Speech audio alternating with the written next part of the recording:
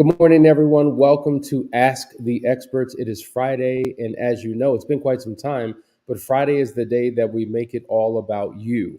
So if you are dating, in a committed courtship, engaged, or married, maybe you're separated, maybe you're on the verge of divorce, you're in some type of crisis or situation, and you're looking for an answer. You've been searching the internet, you've been watching videos, you've been following hashtags and tweets and all types of things, trying to get the right advice, trying to get the right information. Well, you landed right here this morning. And so what we want to do is have a great conversation where you post your question, we give you an answer, but we also want you to share this with other people. So click that share button. Make sure that you like, share, and subscribe so that we can grow this community. Now, if you are serious about what you want, don't tiptoe, don't tap dance, don't pussyfoot around your situation. Put your question in the chat right now, because if you don't, this will be a very short show. So before we get started, I just want to let you know that I got my man Jeff Witt with me. Jeff Witt is the men's empowerment coach who is the co-founder and leader of the Foundry program, as well as the Foundry experience. While we're waiting for your questions to come in, we're going to go to a really quick commercial. We have the Foundry program, which is a 12-week program. We've been talking about this for the last few days, that really empowers men in a significant way. So if you want to be the man that you are called to be, the husband that you are designed to be, you need to join Foundry. We're going to watch this on the other side. We'll get right into your questions. Stay right there.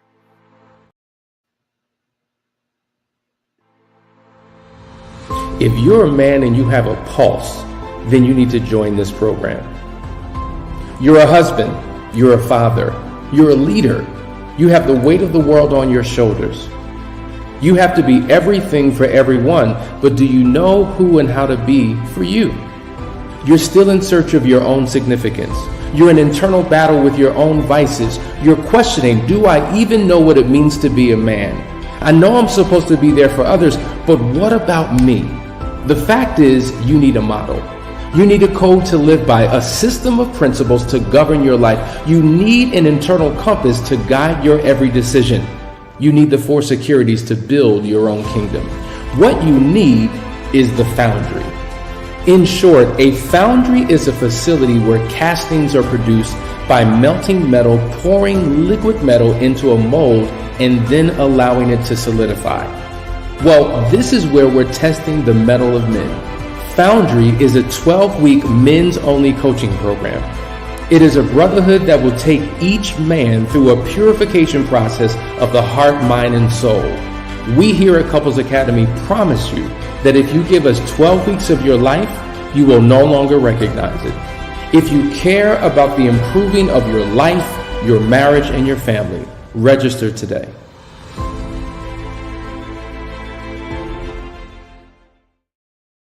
That's right. That's the Foundry experience. So all you need to do is go to the website, couplesacademy.org, and click on Foundry to find out more information, or set up a discovery call with us, and we will answer those questions so that significant shifts and changes can begin to take place in your life. All right. We're talking about your questions and giving you answers. Jeff, the number one question you hear from men regarding their relationships in their marriages is what? Wow. So many questions. What would I say would be the most important, or the one that stands out mostly in my mind? That's deep. So one of the things I'm always hearing from men regarding marriage, especially if there's been some kind of infidelity or mistrust that's been given, is how do I reestablish the authority I once had? How do I get back? Because there's this place. How do I get back to it, right? So there's always this period of the honeymoon phase when everything goes right. And then when things start going wrong, when the mundane happens, when we start looking for distractions, when we start looking for entertainment, and then eventually some kind of replacement for the fact that love kind of fades. How do I get back to that? That is. And what's your answer to that question? So there has to be a fundamental context that we look at when we're in the context of the hunt. Okay. In other words, we want to meet this girl. We want to get to know her name. Then we want her phone number. Then we want to go on a date. Then we want to get in a committed courtship. Then we want to get into marriage. There's this chase that happens. And in that chase, a lot of instinctual drives cause us to create behaviors that are instinctual and not mechanical. And then once we actually receive the reward from all of that work, we have a now what mentality. In other words, we don't know how to go back and be on that hunt again with that same person. Men tend to be naturally very similar to certain types of animals on a conquest mission. And once it's conquered, they don't know what to do to maintain it. We've even seen this with our militaries. As men lead our militaries, we go into situations like Afghanistan with this idea of conquering, and then what? And we find ourselves in the quagmire of how to reconstruct, how to rebuild. Same thing with Iraq. We see this in militaries because it's driven a lot by men. And one of the things that we have to do is we have to go in with a plan, hopefully before we go on the attack, before we go through the conquest mission. But if we don't have that plan, we need to create a plan that creates that chase. So no longer am I chasing her, we're chasing something together. So if we can go back and create that something together that we are both on the hunt of, both in the pursuit of, I can start reestablishing the joy that was found in that hunt, in that chase, in that conquest. And it's really hard because you have to be in sync with your partner in order to produce that. There's got to be an alignment. You've got to be in sync. There's got to be a level of trust. And to your point, when men have fallen from grace and they're trying to get that authority back or that position back or their voice back in their marriage, there's many components, but what you just said is key. There's got to be a plan. So many women are married to men who have no plan, who have no goals, who have no direction, who have no focus, don't know what they're going to do for the future. There's nothing to believe in and hope in, to find security and safety in, because that vision hasn't been articulated from that man. And it's so critically important that men understand who they are and what their ultimate purpose in this earth is and what roles and responsibilities that they have to that wife and to that family. And unfortunately, there's so many men who are leading from the back. There's so many men who are still struggling to figure out who they are. They're still in a search for their own significance. And because of that, they're not taking their rightful place. And that's why there's no trust. That's why there's no support. How can you support someone if you don't know what you're supporting, because the person that you're trying to support hasn't figured out what they're here to do? And so I think, go ahead. Yeah, no, go ahead. One of the things that you say so many times, it's not always the infidelity that actually breaks the marriage. It's a bunch of things that built up to that point, and then this was the line. This was the last straw. And the truth of the matter is that's part of it, is that men have no vision beyond the point of getting married and having children. And they may have a vision, they move immediately to visions around their career, around money, but not for their relationship, not for the relationship with their kids, not relationship with their wife. And the thing about it is when we step into a role of leadership and actually have a true vision, that we get the buy-in from our family, from our wives, but also from our kids, because a lot of times that is a point. And one of the things my wife is strongest in, my relationship with my children has a lot to do with how my wife perceives me. So I have to have a vision of leadership for our family entirely. And when that vision is created and I can see a little bit further, she has no problem with me taking the lead and being the leader of my home and giving me back control and authority, because I am not distracted by entertainment, things that hold my mind in a place of distraction, trying to sedate the fact that I'm not happy with who I am. She sees the vision and she wants to follow my lead. But when I'm not working in that mode, she'll settle for control. And that's where men feel like they don't get any respect.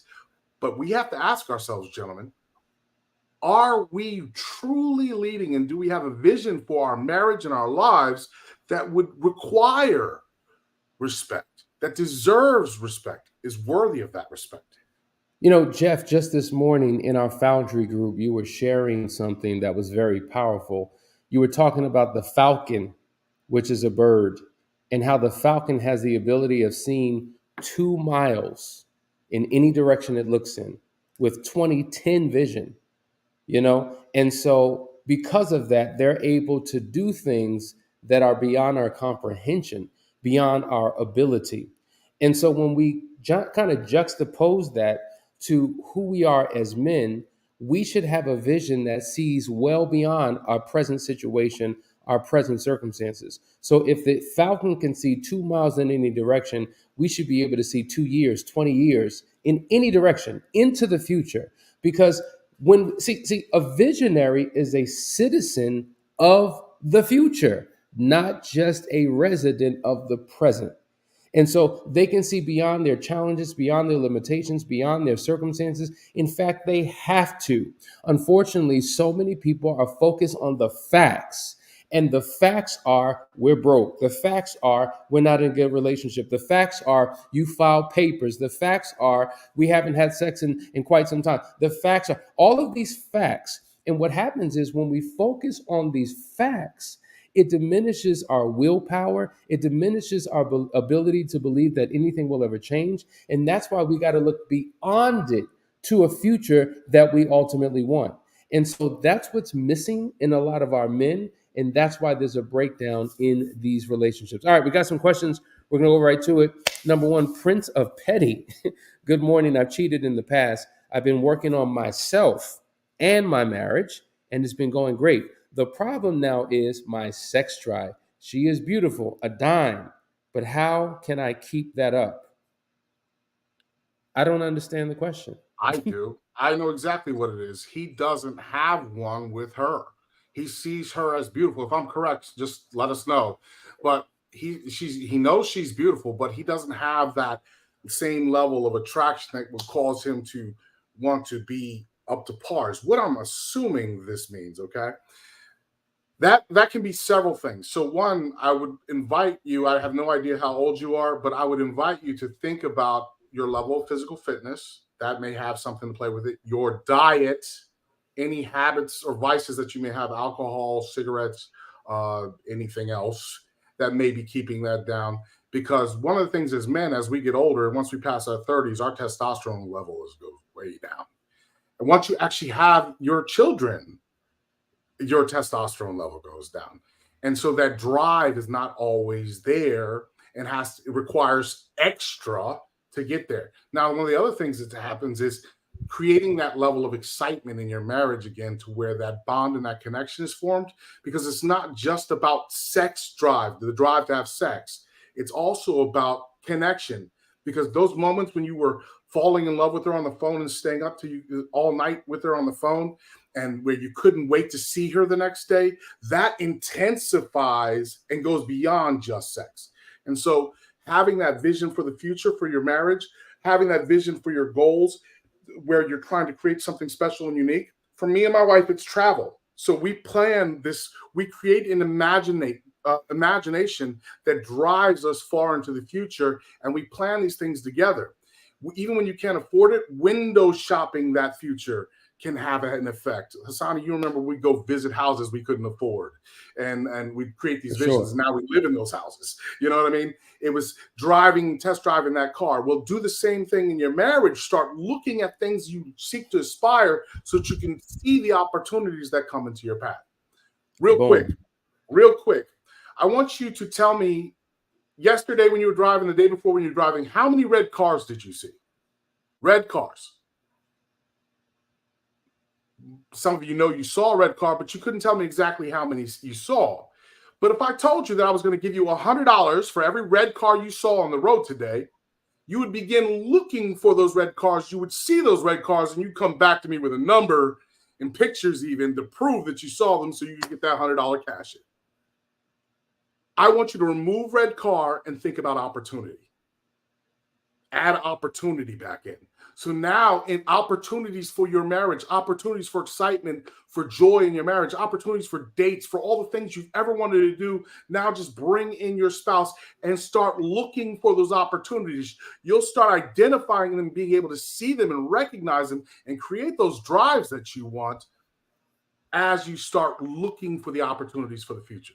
So I'm going to ask you to just sit down and write down some possibilities that you would think were way off of your map and way off your radar.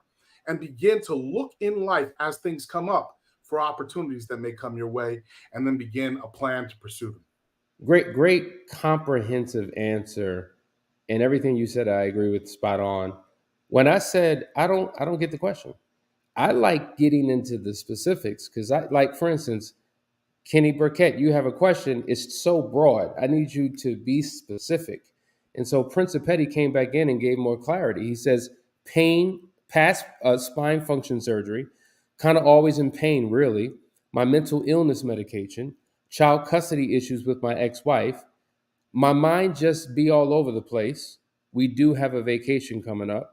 And he goes on to say, we've begun to date regularly as well. See, that gives us more Yes. clarity and understanding so that we can answer with precision. Jeff, do a follow up 1 minute because we got to get to other questions. Real quick. I'm going to ask you, Prince Petty. This is my short answer.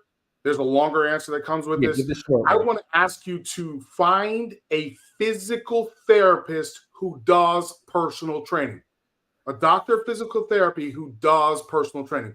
The reason why is I've met people with crazy injuries, blown out ACLs, blown out spines, all different kinds of issues with those types of injuries, who's been able to work with physical therapists who also understand physical training. And what you can do is begin to rebuild those things.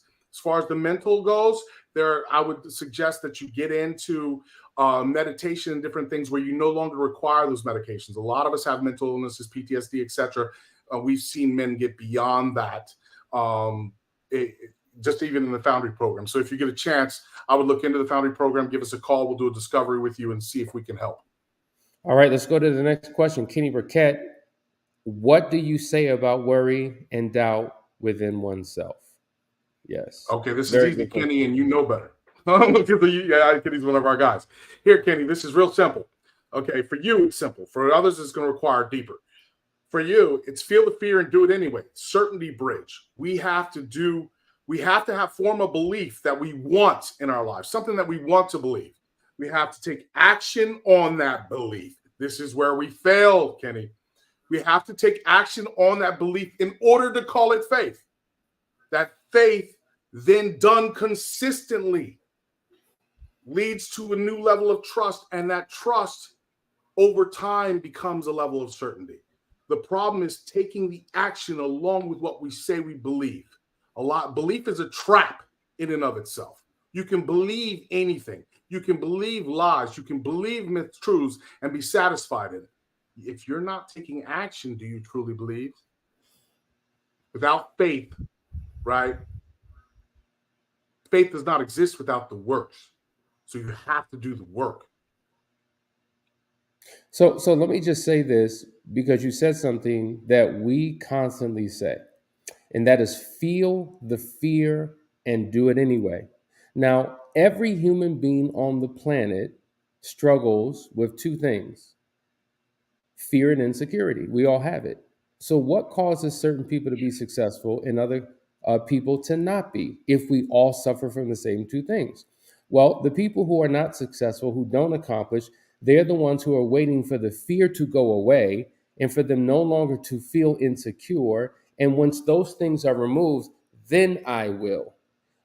Others who have fears and insecurities feel the fear and do it anyway. They don't allow it to stop them. They learn how to manage these fears and insecurities and do it in spite of, and do it regardless. And they're able to accomplish things. And what happens is, once they've overcome certain hurdles by accomplishing those things, the very thing that they fear went away because they realize, oh, I'm on the other side of this fear. And I realize it's not what I thought.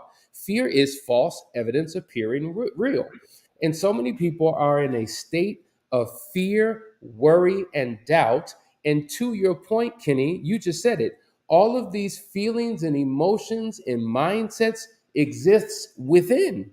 They don't necessarily exist without. It's just like the fear that I have that something is behind that tree. Well, what's behind that tree? Whatever my mind and my heart are telling me is behind that tree. It is my perception of that reality. I have no proof, I have no evidence, but it feels so real because I haven't learned how to properly manage heart and mind. And once you begin to manage this thing, and in spite of the fear, you do it anyway, you realize, wow, I don't have to fear so much. And even when I do, what's waiting for me on the other side is victory and accomplishment. And so, to your point, faith without works is dead. And the more you do, the more it builds up your confidence and competence in that particular area. What's even crazier is it is false evidence appearing real because we learn in Foundry that there's a system called Rule One. A lot of our fear, worry, and doubt is because of ego. And what I mean by ego is two things. It's either I think I'm the best when I'm really insecure, or it's I think everything happens to me and I'm the worst, right? When neither are necessarily true. When you have someone who's already been behind that tree, then all you have to do is know that it can be done and therefore follow those exact steps and figure out the mechanics of what they did. And a lot of our fear, worry, and doubt happens to think, well, it's just me. I can't do that. And the truth of the matter is when you break it down step by step by step, mechanically, and understand the process, you can work towards achieving the movements that did that. I just did this. I just did a 36-inch box jump as a 278-pound man at 47 years old who literally could not tie his shoes 2 years ago. And what happened is I worked with a trainer who showed me mechanically what I could no longer do, and we worked towards achieving that. Now my son, who's in high school, has a 40-inch box jump. I'm 4 inches from his max box jump at 47 years old, at 270 pounds, and literally haven't been able to do that since high school. So a lot of times we have this evidence that we think, this false evidence appearing real, but we also have examples of people who've accomplished that, who've been in our same situation, and we're just refusing to follow the steps. And I'm going to tell you, even though you think you're the worst in the world, it's still your ego telling you that. So it's time to step up. That answers your question. You froze a little bit, but we got the heart of what you were saying. Let's go to Kimberly. This is going to be our last one because we got to end on time. Kimberly says, morning, how can you heal when cheating is being promoted everywhere, especially during midlife crisis period for a lot of men? And as I sit in any group of women, so many women have been cheated on or is still being cheated on. I think it kind of goes back to what we were saying to Kenny. See, you live in a world, but there's a world that lives within you. And how you manage the world that lives within you will impact your relationship with the world that you live within. See, the one thing that we can't change is something that we have no control over. The only thing that we can change is what we do have control over. It kind of reminds me of the serenity prayer. Now, many people have heard this prayer, but I don't think that we really understand it or live it out on a daily basis. The serenity prayer simply says, God, grant me the serenity to accept the things that I cannot change, courage to change the things that I can, and wisdom to know the difference. And I find that oftentimes people have a tendency of over obsessing about the things that they have no control over. They're trying to shift and change and control something that they don't have the ability to. But the very thing that they have the ability to control, they don't even attempt to change. And what I'm saying to you is, you will never be able to change the fact that people will be cheated on. You will never be able to change the fact that society promotes it, because we live in a wicked, evil world that perpetuates everything that is inconsistent with what God would want for us. So that's the television, that's the radio, that's our form of entertainment, that's the billboard, those are the books, conversations that you overhear in the workplace, wherever you go. So the question is, do you isolate yourself? Do you become a hermit? Do you live at home? Do you not? Do you live in a closet, or do you learn how to functionally engage in the outside world by properly managing what you do within, living from the inside out, engaging in meditation, working on your thought patterns that govern how you live your life, really unpacking these these beliefs that govern how you function. So there's a lot of work. And what I find is that a lot of times the betrayed spouse, they're doing work, but they're not necessarily doing the right work. And if they're doing the right work, they're not doing it consistently enough. And if they were, it wouldn't even matter what's happening on the outside world, because you've gained mastery of the world within you. Jeff, close this out. I will tell you this really quickly. I know we don't have a lot of time, but I will tell you this. So one of the things is fostering an environment of transparency, because once there's a betrayal, sometimes we're quick to jump and accuse people of other things. The second thing is, let's understand why midlife crises happen in men really, really quickly. This is a short version. I could do a whole show on this, I could do a whole week seminar on this. But why they happen in men is men believe that they have a purpose and then find later that that purpose doesn't really exist. And in that panic, they try to recreate and reinvent themselves. So here's what I would suggest to women who've gone through this or want to prevent this is literally be a guide, an emotional guide and support for the purpose that your man is either seeking to find or already has in life. And by being that support network, he may never go into midlife crisis. If you're that support network after a midlife crisis where they've done some things, what you will find is as you help them create their vision, they won't have time for distractions because their purpose is driving them. It's keeping them focused and on balance. When we're out there chasing money and we're actually getting it, there's no time for that stupid stuff. When we're out there chasing family and trying to be there for our sons, there's no time for that stuff because I got to be at my son's practice. This is ridiculous, right? I'm trying to foster that in my son right now. I literally watched him break up with a girlfriend because his focus right now is on basketball. His focus, his purpose right now is being the best player he could be. And I watched a 15-year-old at the height of his adolescence when everything would drive him towards a woman.